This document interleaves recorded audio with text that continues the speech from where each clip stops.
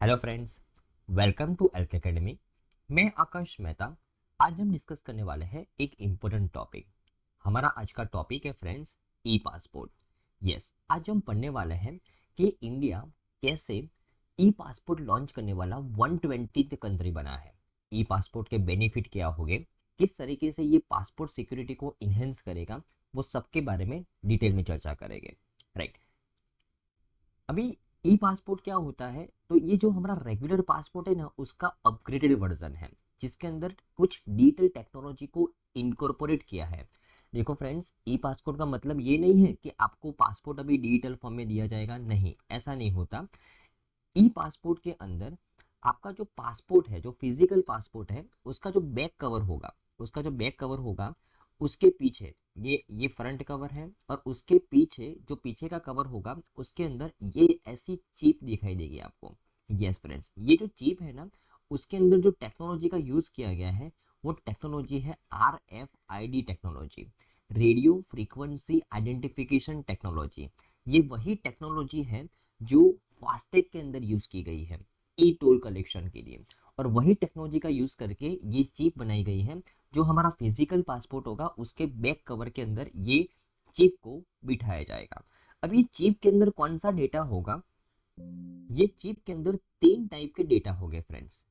एक particular passport holder के personal details, जैसे उसका name, date of birth, passport number, उनका बायोमेट्रिक डेटा, जैसे उस व्यक्ति का फेशियल इमेज और फिंगरप्रिंट्स, और डिजिटल सिग्नेचर। ये तीन टाइप के डेटा को ये चिप के अंदर इंक्रिप्टेड फॉर्म में रखा जाएगा। कौन से फॉर्म में रखा जाएगा फ्रेंड्स? इंक्रिप्टेड फॉर्म में। इंक्रिप्टेड फॉर्म किसको बोलते हैं? ऐसा फॉर्म जो कोई इजीली रीड नहीं कर सकता। तो यहाँ पे जो पासपोर्ट होल्डर है, वो पासपोर्ट होल्डर की पर्सनल डिटेल्स, बायोमेट्रिक डेटा और डिजिटल सिग्नेचर को इंक्रिप्टेड फॉर्म में स्टोर किया जाएगा इस RFID चिप के अंदर, वो गोल्डन चिप के अंदर, जो पासपोर्ट के बैक कवर के अंदर लगाया जाएगा। राइट। ये ऐसा करने का मेन मोटिव क्या है? तो सिक्योरिटी को इनहेंस करने के लिए। अगर आपका पासपोर्ट चोरी हो जाए फ्रेंड्स, तो आपकी जो पर्सनल डिटेल्स है, राइट, वो चोरी ना हो जाए। आपका जो पासपोर्ट नंबर है, आपका फॉर एग्जांपल नेम और एड्रेस है, वो कोई उसका मिसयूज ना करे। इसकी वजह से इसको यहाँ पे इंक्रिप्टेड फॉर्म में रखा गया है। तो पहला एक कारण तो ये है, पासपोर्ट सिक्योरिटी को इंक्रीज करने के लिए, इनहेंस करने के लिए ये टेक्नोलॉजी को इसके अंदर डेवलप किया गया है। और सेकेंड रीजन है फ्रेंड्स, जो इमिग्रेशन है उसको फास्टर बनाना है। इमिग्रेशन को कैसा बनाना है? फास्टर बनाना है। ओके। जैसे मैंने आपको बात किया कि फर्स्ट रीजन है सिक्योरिटी को इनहेंस करने के लिए, और सेकंड रीजन है इमिग्रेशन क्लियरेंस को फास्टर बनाना है with the help of e gate.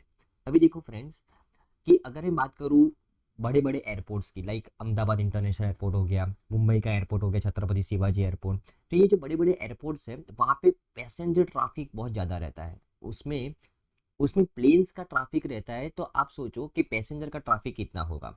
Right ना? तो आपको भी पता है कि अगर मैं एयरपोर्ट के अंदर, फॉर एग्जांपल एरोप्लेन के अंदर मुझे ट्रैवलिंग करना है, तो अगर मैं जब से एयरपोर्ट में एंट्री करूं तब से लेके जब तक मैं प्लेन में बैठूं नहीं ना, तब तक मेरी 10 जगह पे यहाँ पे चेकिंग होता है। तो अगर इतने ट्रैफिक वाले एयरपोर्ट के अंदर अगर हर एक व्यक्ति का चेकिंग कोई एक पर्टिकुलर मैन पावर से किया जाए, तो वो बहुत कॉस्टली भी होगा और टाइम कंज्यूमिंग भी होगा। इसके लिए यहाँ पे ऐसे एयरपोर्ट के ऊपर है ना, ई गेट की सुविधा रखी गई है। ई गेट का मतलब क्या हो गया, कि यहाँ पे चेकिंग होगा, एक पर्टिकुलर पैसेंजर का वैलिडेटिंग होगा ऑटोमेटिकली, इलेक्ट्रॉनिकली। तो अगर अगर जो पासपोर्ट का बैक कवर है, अगर उसके पीछे अगर ऐसी चिप लगाई जाएगी जहाँ पे पैसेंजर का हर एक डेटा वहाँ पे होगा, उस पैसेंजर का फेशियल इमेज और उसका जो फिंगरप्रिंट है वो भी वहाँ पे अवेलेबल होगा, तो उसकी ऑथेंटिसिटी को चेक करने में, वैलिडेट करने में और आसानी रहेगी। राइट ना? और जो इमिग्रेशन है वो और फास्टर हो पाएगा। राइट ना? तो सिक्योरिटी को इनहेंस करने के लिए और इमिग्रेशन के क्लियरेंस को और फास्टर बनाने के लिए ये स्टेप लिया गया है फ्रेंड्स। बराबर ना? ओके। और ये जो चिप बिठाई है पासपोर्ट के बैक कवर के पीछे, ये हमने इंटरनेशनल स्टैंडर्ड को कंप्लाई करके, जो इंटरनेशनल सिविल एविएशन ऑर्गेनाइजेशन है उसके स्टैंडर्ड को कंप्लाई करके यहाँ पे ये चीज़ लॉन्च की है। और इंडिया ऐसे ई पासपोर्ट को लॉन्च करने वाला 120th कंट्री बना है फ्रेंड्स, ग्लोबली ध्यान में रखना है। और यहाँ पे हमने हर एक ग्लोबल स्टैंडर्ड्स को कंप्लाई करके ये चीज़ लॉन्च की है। मेन पर्पस है सिक्योरिटी को इन्हेंस करना और फास्टर इमिग्रेशन करना। Okay, right.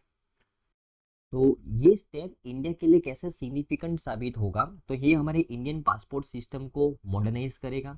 उसके अलावा जो हमारा डिजिटल इंडिया का जो गोल है उसको और स्ट्रॉन्ग करेगा, उसको अलाइ कर रहा है ये स्टेप। उसके अलावा ये सिटीजन के लिए बहुत कन्वीनियंट साबित होगा। और जो डिलेज होते हैं पैसेंजर के लिए जो एयरपोर्ट के अंदर ट्रैफिक की वजह से, वो यहाँ पे कम हो जाएगा। और ये इंडिया का जो ग्लोबल मोबिलिटी इंफ्रास्ट्रक्चर है उसको और स्ट्रेंथन करेगा। तो बहुत ही इंपॉर्टेंट स्टेप है इंडिया का ये ई पासपोर्ट लॉन्च करने का। याद रखना है, ई पासपोर्ट का मतलब कोई इलेक्ट्रॉनिक मतलब डिजिटल पासपोर्ट नहीं है। यहाँ पे जो फिजिकल पासपोर्ट है उसका जो बैक कवर है वहाँ पे एक चिप लगाई गई है। इस चिप के अंदर में डेटा इंक्रिप्टेड फॉर्म में रखा गया है, जो इजीली कोई व्यक्ति आसानी से रीड नहीं कर सकता। वो इंक्रिप्टेड फॉर्म में होता है, वो कोई ऑथेंटिक मशीन के माध्यम से उसको स्कैन करके ही रीड किया जा सकता है, बराबर ना। ओके, तो आई थिंक फ्रेंड्स आपको इस न्यूज़ में समझ में आया होगा कि व्हाट इज ई पासपोर्ट, क्या है उसका सिग्निफिकेंस और क्यों इंडिया ने इसको लॉन्च किया है। Okay, thank you friends, bye.